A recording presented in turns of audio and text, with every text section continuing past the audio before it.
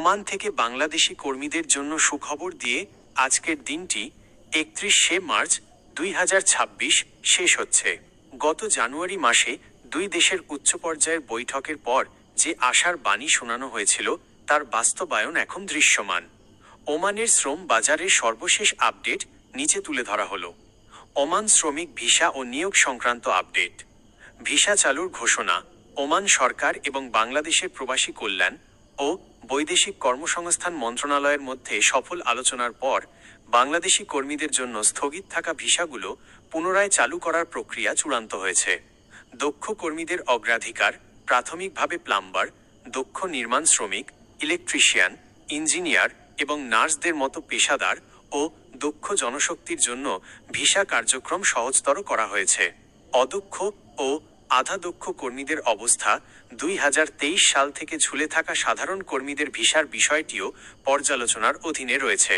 সরকারের লক্ষ্য হল অবৈধদের বৈধ করার পাশাপাশি আগামী কয়েক মাসের মধ্যে নিয়মিত কর্মী নিয়োগ প্রক্রিয়া পুরোপুরি স্বাভাবিক করা। ওমানের গুরুত্বপূর্ণ খবর। মার্চ 2026। অবৈধ কর্মীদের সাধারণ ক্ষমা। ওমান সরকার বর্তমানে অনিবন্ধিত বা অবৈধ প্রবাসী কর্মীদের কোনো জরিমানা ছাড়াই বৈধ হওয়ার সুযোগ দিচ্ছে। যারা ওমানে অবস্থান করছেন অথচ কাগজপত্রে সমস্যা আছে, তারা এই সুযোগটি কাজে লাগিয়ে নিজেদের বৈধ করে নিতে পারেন। চাকরির নতুন সুযোগ। 2026 সালের জন্য ওমান সরকার প্রায় 60,000 নতুন কর্মসংস্থানের পরিকল্পনা হাতে নিয়েছে, যার একটি বড় অংশ সরকারি এবং বেসরকারি নির্মাণ প্রকল্পগুলোতে প্রবাসীদের জন্য বরাদ্দ থাকবে। বিমান চলাচল ও জরুরি নির্দেশনা। মধ্যপ্রাচ্যের বর্তমান আঞ্চলিক পরিস্থিতির কারণে কিছু রুটে ফ্লাইটের সময় পরিবর্তন হতে পারে। ওমান প্রবাসী বা ওমানগামী যাত্রীদের নিজ নিজ এয়ারলাইন্সের সঙ্গে যোগাযোগ রাখতে পরামর্শ দেওয়া হচ্ছে। কিছু প্রয়োজনীয় তথ্য।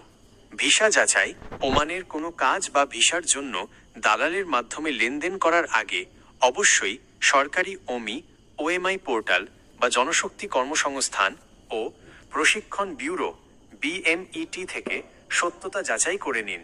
পাসপোর্ট ও আইনি সহায়তা।